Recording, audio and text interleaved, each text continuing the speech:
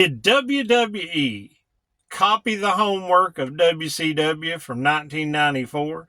Are they using a similar storyline? Or is it just coincidence? Or is it some big elaborate conspiracy theory? Well, I'm here to talk about it. This is Ted Hill from Ted's Takes on Wrestling. We thank each and every one of you for watching this video, and we're going to get right into it. If you saw the thumbnail, if you saw the title, I'm talking about Dustin Rhodes and Cody Rhodes, okay? So Dustin had a story of his own going on in 1994 when he was a young babyface who'd only been in the business a few years. And there was a lot of similarities between it and the story that Cody Rhodes is doing right now. Now, Cody's story is for all the stakes, all the marbles. Main event of WrestleMania. The title his dad never had. Him finishing the story after losing last year at WrestleMania. You got The Rock involved. You got Roman Reigns. You got Seth Rollins. You got all these different moving pieces. But there are some similarities to Dustin Rhodes' story. Okay? And I know you're like, well, I don't know if I believe you. Well, just hang on and we're going to get right into it. Now, this video, we're going to do something a little different, okay? I'm sitting here in the truck, and I've had a request. Some people like to see the scenery of me driving the truck. So as I get ready to go into this elaborate scheme, or just me just grasping at straws, or maybe just something fun, we're going to turn the camera around, we're going to start the old rig up, and we're going to drive down the road and let you see what I see, okay? And that way we're just going to talk about some wrestling and have a little fun, okay? So let's get started. All right, to start this story, we first got to go back to 1992. Young Dustin Rhodes is in WCW. He's being pushed as just this white meat babyface, and he's going against the Dangerous Alliance. Paul Heyman, Larry Zbyszko, Rick Rude, a stunning Steve Austin, Arn Anderson, and Bobby Eaton. And he's doing singles, he's doing tags. Him and Ricky Steamboat actually won the tag titles one time. And through all that, through singles and tags, him and Arn Anderson are having a lot of matches. The Dangerous Alliance is no more by the end of 92. 93 is a shift. Dustin is mainly singles, mid-card. Arn sort of lost a little bit there, but then when Ric Flair comes back from WWF, Ric Flair's getting applause. So, you know, he's now a babyface. Arn is therefore a babyface also. People are wanting the Horseman back. So, you know, him and Rick are going through 93. 94 as we start it, and I can't remember exactly where in 94, but we're getting the rumblings about Hogan maybe coming to WCW. And there's a new faction, new stable, as you call it, on the horizon, and it's the Stud Stable. And you've got Colonel Parker, okay? And he has Bunkhouse Buck. Now, Buck was formerly known as Jimmy Golden throughout the Southeast Territories, Alabama, Tennessee, Georgia, different places like that. A lot of times wrestling as a face. But now he's Bunkhouse Buck. No nonsense heel. He's just going to come in and smash you and pound you. Colonel Parker is a slick talking Southern gentleman, and he's got this Stud Stable. He also has a silent enforcer who just stands beside him and is his bodyguard, and that is Ming, or Haku from the WWF days. Okay, so they're going to try to stop Dustin Rhodes. Dustin and Bunkhouse have several matches. I think it's at Spring Stampede. They have a Bunkhouse match, basically anything goes or no DQ or one of those type matches. But then something interesting happens at Slamboree that year. At Slamboree, WCW is talking to ECW. That's right, Paul Heyman's ECW, because after Dangerous Alliance and he left WCW, he forms what we know as ECW. So they want to work together some. So they do a talent exchange. Arn Anderson and Bobby Eaton, they show up at ECW's Worlds Collide, and in return, Terry Funk is going to come over and spend some time in WCW, so he shows up at Slamboree. Okay, now, why is it interesting? Because at Slamboree, you have Bunkhouse Buck and Dustin Rhodes, this time in a bull rope match. Okay, well, you know the Rhodes love their bull rope matches. Well, Dustin is going to do great at this, but Terry Funk comes out. He's part of the stud stable. He helps Bunkhouse Bunk, and they do a beatdown on Dustin Rhodes.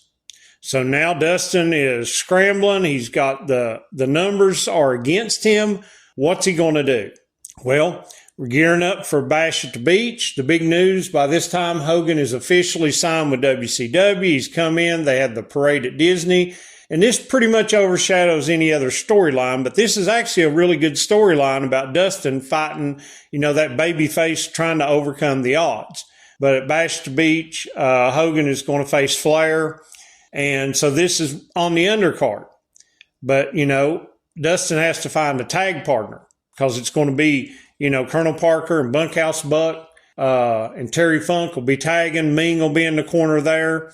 And, with the manager outside, the odds are going to be stacked. So who does Dustin Rhodes turn to? His old arch rival, Arn Anderson. That's right. Just a year and a half earlier, he had been feuding with him. They had had all these fights. Arn, like I said, was a babyface this time. And Arn cuts a great promo, okay? And he talks about slapping his granny for 50 cents. And that people want the old Arn Anderson back. He's going to give it to them. He says, we're going to get fined. We'll fight in the parking lot. We're going to get hurt, but we're going to hurt other people. So at this part of it, it's very important because they're wanting the old Arn Anderson back. And Arn agrees. So they have some matches on WCW Saturday night, get their tag chemistry down. Then Bash at the Beach happens. I can't remember. I think Arn starts the match out. He's only in there for a few minutes. Then Dustin comes in with the hot tag, but then the rest of the match, he's getting beat down by both of them. Arn will try to come into the ring, but the ref will stop him. And for probably about 6 or 7 minutes, Dustin is in there by himself, and he's getting a double team. Typical heel tactics. Every time Arn will try to come in, that'll distract the ref, and they'll double team him. They beat him down. Then finally, he does his comeback spot, and he's taking him down, beating him up, and he's going to get over for the hot tag on Arn Anderson. He gives Arn the hot tag. The place goes wild, and Colonel Parker distracts the referee, and Arn DDTs Dustin Rhodes. Turns on him. So this causes a 3-on-1 beatdown where they break Dustin's arm. Then the following week, Arn cuts a promo saying the old Arn Anderson is back, and he is part of the stud stable now. Now, how does that fit in to Cody's story? Okay, Cody and the Bloodline. We've been watching this for over a year now, wanting him to finish this, take his daddy's belt, take his spot, get Roman finally out of the picture, and all that. Okay, babyface, Cody Rhodes, everybody loves him. The Bloodline. Now, again, this is not 100% accurate, a 1-to-1 ratio, but there are some similarities. Paul Heyman, slick-talking manager, just like Colonel Parker. Bunkhouse Buck, no-nonsense heel who's just going to pound you, just like Roman Reigns. The Legend, The Rock, just like Terry Funk. Then the Bloodline has the silent enforcer who never talks, Solo Sikoa, who looks very intimidating, and Colonel Parker had Ming, who is very intimidating. Most people agree he's one of the toughest men to ever be in the sport. So you've got these similarities. Now, Cody didn't ask for the help. Seth offered it, but Seth was Cody's biggest rival over the last year and a half. Arch enemies. But because of Seth's theme music, he finally gets the fan appreciation and has to become babyface. Now he's offering Cody's help. So here are the questions. I know the stakes aren't as big.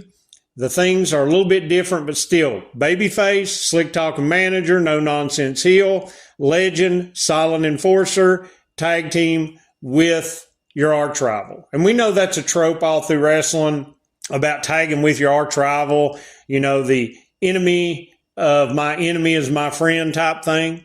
But can we trust Seth Rollins? That's what nobody's asking. Everybody's talking about Roman, Rock. Is Rock going to betray Roman and all this? But why isn't nobody asking, is Seth going to betray Cody? He said he understood why Cody didn't go for him and his belt. He understood after everybody's made his belt, after he's worked so hard to make it the top championship. Instead, everybody's been making it the winner of the loser's bracket, as he was told. So I just think these are some similarities and some things that we really need to be talking about. Did Triple H, who was terrorizing in 1994 in WCW, saw this story play out with Arn and Dustin and the Stud Stable? So, did WCW have this storyline stolen from them and copied by WWF? Is Seth going to turn on Cody Rhodes just like Arn did on Dustin? Only time will tell and we'll know, but I do think it's interesting. Now, again, I know you think maybe I'm reaching for straws, but I think this is so interesting that both the Rhodes boys had an important storyline, one in 94, one in 2024, and it involves a cast of characters that are eerily similar. So let me know what you think in the comments. Hit the like, subscribe, notification, share it with your friends, all that good stuff. And we appreciate you for watching another one of our videos. We thank you so much. And until next time, don't make mistakes. Trust Ted Stakes. Buck and Arn Anderson, myself of the world awaits your answer. My answer comes to Dustin Rhodes with a couple of conditions. If you want me to be a partner to you, Dustin Rhodes, it's not going to be the Arn Anderson you see standing here today. It's going to be the Arn Anderson that these people have demanded over the last year. The old Arn Anderson, the one that's not politically correct, the one that will smack his granny in the mouth for 50 cents, the one that will start a fight in the parking lot and bring it in the building. Now, if I take this match on these conditions, we may get hurt real bad, but I expect that. We may get fined a lot of money. We may get hurt permanent. But if I take this match, Dustin Rhodes, under these conditions,